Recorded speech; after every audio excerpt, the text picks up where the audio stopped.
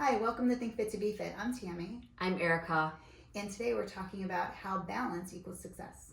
Yeah, so everything's all about balance in life. That's the main goal. I feel like we come into this lifetime to find that easiness, that harmony, that flow. And when you look at the word wellness, that's what you're actually really looking at. You're not looking at just nutrition and fitness. It's actually finding that overall balance in life where you're being able to be in harmony with everything from life, family, relationships, community, Sleep, yeah, sleep, it's holistic health. yeah, It's really holistic spirituality, health. Yep. mental, physical, Fulfillment. emotional health. So that's where we're going at today. Yeah. So it's everything is interconnected, and like Ericka was saying, a lot of times we think like if we want to get fit, that we need to focus on diet and exercise, and it's really not about that, because if you've ever been in a relationship and things go wrong, you typically aren't eating right. Sometimes you go and eat some ice cream, or maybe like me, I can't eat when things go wrong. Or sleep, like when people are impacted by sleep. Sleep is terrible. I mean, you could be short with people and then your relationships start to, diminish because you're not getting enough sleep. Maybe your performance at work isn't that great. Or you misinterpret things. Mm-hmm. Like it's just it's like when one thing's out of whack, it can really take you down a different path. And that's where we want to find that harmony and that balance and a little bit more of a structure or consistency of following the right path that will guide you into a better flowing life and just feeling overall balanced and good. Yeah, it's about being consciously aware of making good choices, to having a discipline, and creating a chain reaction that's positive. Because when things go wrong, if one thing goes wrong, if you're not eating well, if you're not sleeping well or getting enough sleep, then a lot of things can start to go wrong. It's like a chain reaction that moves you in the wrong direction.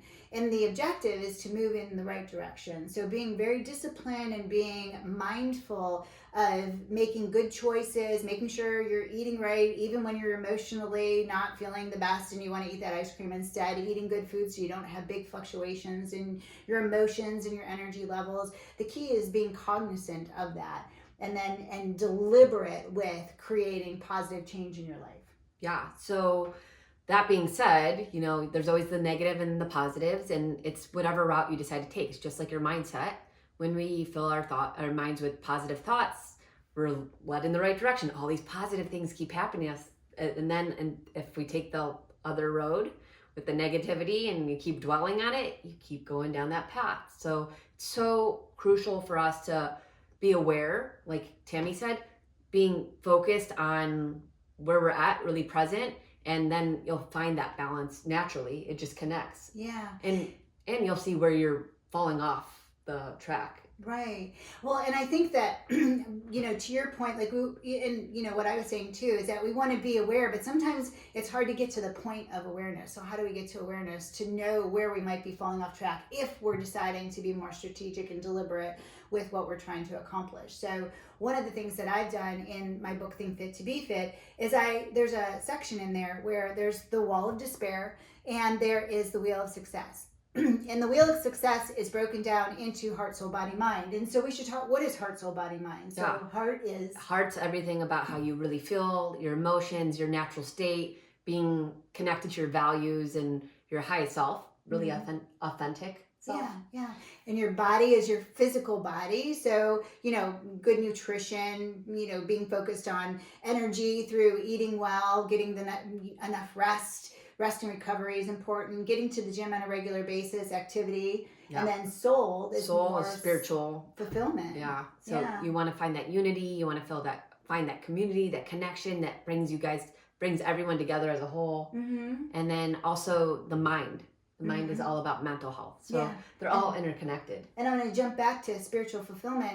I think that a lot of times people get so focused on being task oriented in life, where they're always like, I need to get this done, and I need to get the kids here, and I need to do the laundry, and I've got to accomplish this from work, that we tend to forget what are those things that make us jump out of bed in the morning, that make us excited about life again. And to me, that's spiritual fulfillment. Yeah. And then mental health. So mental health is stress reduction, right? That's a big part of it. Meditation and mental health is everything from just getting rid of depression, anxiety, being really mindful of what you're feeding yourself. You're feeding yourself is connected to your mind and mental health. Garbage in, garbage out, right? Everything's gut related, and that's connected to the brain and the mind.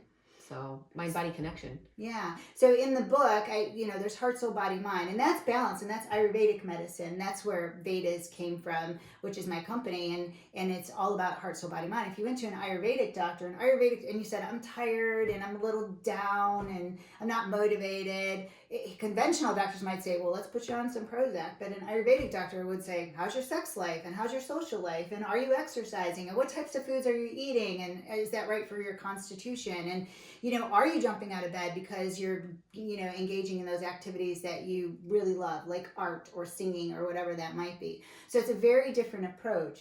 And so the wheel of success is broken down in these 4 components, where you will be asked a series of questions in the book.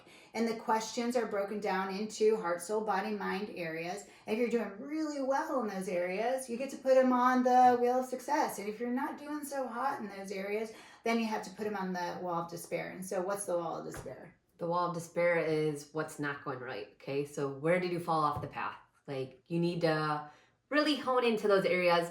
It's okay. We want to see what isn't going right in our life. I think it's a great way to really grow as an individual, and actually you might even become on your more spiritual path of purpose by looking at that wall of despair and see where you're lacking, or why you keep falling in certain areas, or why certain things keep happening like that. So accountability, right? Mm-hmm. Sometimes we don't want to pay attention to the things that we're not doing right. We kind of skirt those under the rug, but we have to pay attention to them, because what those are opportunities for growth.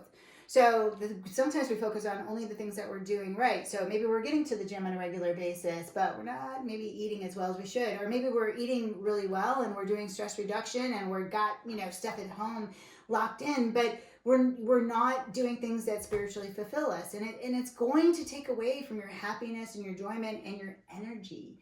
That's a big thing, energy. And then if you have more energy, you can do more things. So look at that wall of despair and use that as opportunity for growth. But in the book, you ask questions and you decide, which one the answers are going to go on based upon how well you're doing in that area.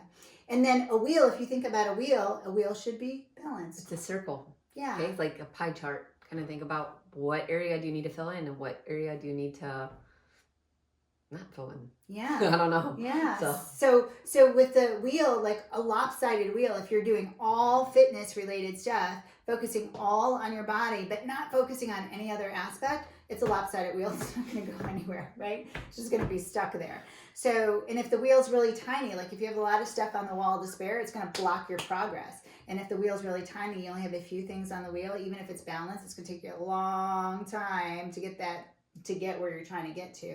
But if you add more things to the wheel and the wheel's really balanced in all areas of your life, then what happens is you start to gain momentum. Yep.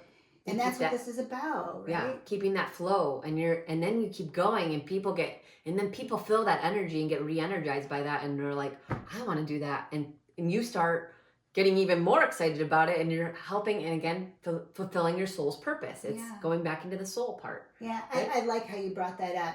It's funny, I've trained people over the years, many years, and so I would have like husbands or wives come in and go, oh, I wish like my spouse would get into, eating right and exercising. And I said, you focus on you, and you just keep doing that. And as you get momentum going, like Ericka said, it's amazing how people will start to just notice, like, oh, what are you doing over there? Oh, you look pretty good. Oh, maybe I should, drink that green drink or drink more water. And then they start jumping on board. And then, like you said, it really adds to the spiritual fulfillment. And that goes back to, if you want to change the world, make it a better place, start with yourself. Start going inwards where it's at. Yeah. So the whole purpose of today's talk is to find balance and to be cognizant, to really answer the questions of whether your life is balanced accurately. Be more like the Libras in the world. No, just kidding. I'm sorry, I had to say it. I'm a Libra. Okay. She loves it. So thank you for joining us today. And if you want to learn more about whether you're balanced or not, whether you have too many things on the wall of despair, or whether you're balanced on the wheel, pick up my book and you'll be able to answer some questions and become more aware of that. Thanks for joining us. And don't forget to follow us on YouTube and like our social media pages, and keep coming back. Yeah. Let us know how you like our tips, and send us some questions too. Yes, please. We want to hear more. We want to hear what you want to work on and what motivates you, or what, just give us some feedback, anything. So thank you. See you next time.